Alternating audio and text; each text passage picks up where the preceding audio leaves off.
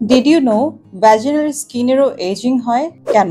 Age বাড়ার সাথে সাথে মেনোপজের পর এবং চাইল্ড বার্থের পর ভ্যাজিনাল স্কিনের একটু এজিং হয়, কারণ যে টিস্যুটা থাকে সেটা থিন অর্থাৎ পাতলা হয়ে যায়। এক্ষেত্রে যা হয়, ভ্যাজিনা ড্রাই হয়ে যায়, লুব্রিকেশনের প্রবলেম হয় এবং সে ইন্টিমেট টাইম স্পেন্ড করার ক্ষেত্রে খুব বেশি কমফোর্টেবল ফিল করে না। এতে করে কি হয়, তার নিজের একটা কনফিডেন্স ডাউন হয় এবং তার রিলেশনশিপে ইস্যু হয়। এখন এই কন্ডিশনটাকে আপনি রিভার্স করতে পারেন। দি আনসার ইজ ইয়েস, দুইটি উপায়ে।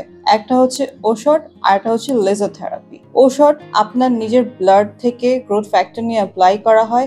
এতে আপনার যে ভ্যাজিনাল টিস্যুগুলো ক্ষতি হয়েছে সেগুলো আপনার রিগ্রোথ হচ্ছে।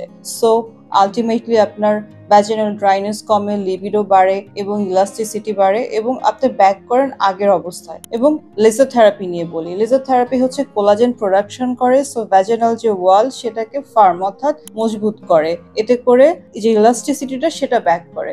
সো আমরা বলি ভ্যাজিনাল এই প্রবলেমের ক্ষেত্রে ওষুধ হচ্ছে ভ্যাজিনাল টিস্যু রিজেনারেট করে আর লেজার থেরাপি হচ্ছে ভ্যাজিনাল ওয়ালটা ঠিক করে। সো আপনি আগের অবস্থায় ফিরে যান।